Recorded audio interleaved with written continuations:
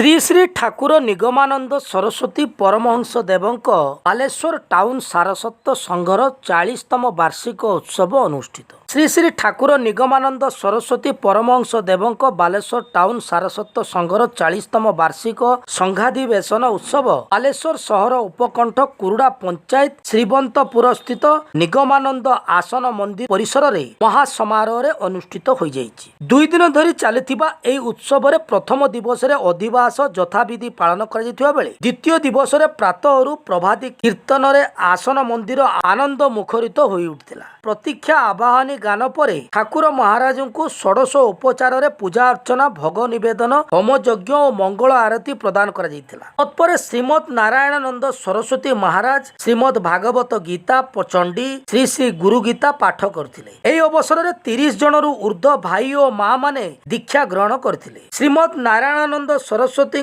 पौरोहित्य रे अंतरंग सभा दिबा 10टारू 2 घटिका पर्यंत अनुष्ठित होइतिला बेले सभारे श्रीमद प्रकाशानंद सरस्वती सोमनाथ महाराज ब्रह्मचारी प्रणत चैतन्य ब्रह्मचारी प्रमुख उपस्थित रहिथिले। बंगला प्रदेशरु तथा ओडिशार विभिन्न जिल्लारू गुरु भाईगण और 500 ऊर्ध्व प्रिय शिष्यगण योगदान करथिले। संघर संपादक दयानंदी बेहरा स्वागत अभिभाषण प्रदान करथिले। विभिन्न जिल्लार वरिष्ठ कर्मकर्ता विभागीय सदस्य उत्तम चरण दास प्राक्तन सहसभापति गोपाल चंद्र राउत जिला सदस्य उपेन्द्र पंडा बंग प्रदेश दुर्गा प्रसाद स्वाई ठाकुर निगमानंद सनातन धर्मर भावधारा संपर्क में आलोचना रखिथिले। उक्त उत्सव रे रेमुणा विधायक गोविंद चंद्र दास रेमुणा ब्लॉक चेयरमैन राजेंद्र राउत प्रमुख जोगदे ठाकुर आश्रित कामना करने सहित वक्तव्य मान प्रदान करथिले। कार्यक्रम रे संघर सभापति मृत्युंजय साहू संपादक दयानंदी बेहरा कर्मकर्ता आशीष बानार्जी रवि रंजन जेना चंद्रशेखर स्वाई शंखचरण वर्धन शुभ्रांशु घड़ाई दिगंबर पात्र जयकृष्ण जेना बासंती घड़ाई सुजाता घड़ाई समेत बहु संख्यार कर्मकर्ता भक्तगण श्रद्धालु उपस्थित रही समस्त प्रसाद सेवन सुव्यवस्था करा जायतिला। आशीष बानार्जी बालेश्वर टाउन सारस्वत संघर जड़े सदस्य ठाकुर निगमानंद सरस्वती द्वारा प्रदर्शित यही सारस्वत संघरे विभिन्न पर्वपर्वाणी संघाधिवेशन अनुष्ठित हुए। प्रत्येक सप्ताह संघाधिवेशन अनुष्ठित हुए। एतद् भिन्न अनुबंधित संघ मान प्रत्येक मासरे थे पूर्णमासिक संघ अनुष्ठित हुए एवं प्रत्येक संघर वार्षिक अधिवेशन वार्षिक उत्सव अनुष्ठित हुए। उत्सव पालन आम सनातन संस्कृतिर एक परंपरा। उत्सव माध्यम आम प्रेरणा दूँ प्रेरणा पाऊ। आगामी गोटे वर्ष आम खोराक नहीं पुणी निजक आध्यात्मिक जगत में मिसई दूँ। ये आध्यात्मिक जगत को बुद्धिबंध करने प्राणबंध करने जीवंत करने सब समय आम उद्यम परंपरा बा प्रथा अनुयायी कादी आम अधिवास आरंभ होता। प्रत्येक उत्सव पूर्व सारस्वती जगत में सनातन संस्कृति अधिवास होता। अधिवास पर आज आम मुख्य उत्सव था। आज ये उत्सव चलती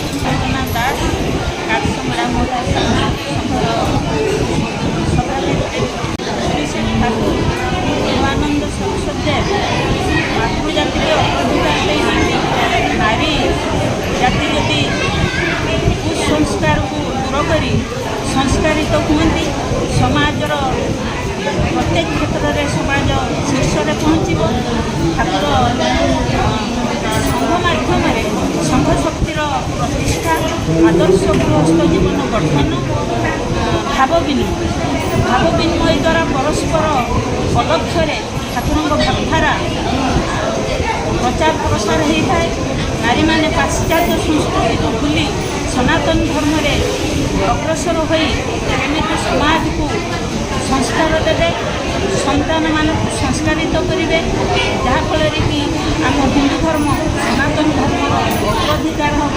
ठाकुर विशेष निर्देश देते ठाकुर विशेष वही सब अनेक रही जदि जड़े नारी पढ़ से आदर्श नारी गणा हम। जी जहाँ कले सभा शेष संघर मौलिक शक्ति रही संघ ठाकुर तो कहीदे जहाँ संघ कर कारण से सभापति ପରବର୍ତ୍ତୀ କାଳରେ ଜଣେ ସଭାପତି, ଜଣେ ସମ୍ପାଦକ, ଜଣେ ଦରକାର ପଡ଼ିକି ଆସିବାକୁ, ଜଣେ ସଭାପତି ମାନେ ଭାଇସ୍ ପ୍ରେସିଡେଣ୍ଟ କରାଯାଇପାରେ ବୋଲି ପରେ ଆମେଣ୍ଡମେଣ୍ଟ ହେଲା।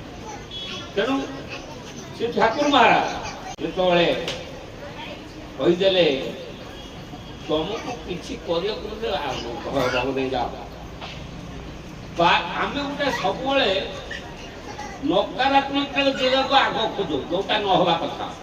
ଅର୍ଥାତ୍ ମୁଁ ସମ୍ମିଳନୀରେ ସମସ୍ତେ କହୁନି ସାଧାରଣ ଭୋଜନ କିଛି ନାହିଁ, ଇଏ କି କଥା, ଇଏ ସଂଘ ଆଜିକି 100 ବର୍ଷ ହେଲା ହେଲାଣି, ପ୍ରତ୍ୟେକ ସଂଘର ବୟସ ପ୍ରାୟ 150 150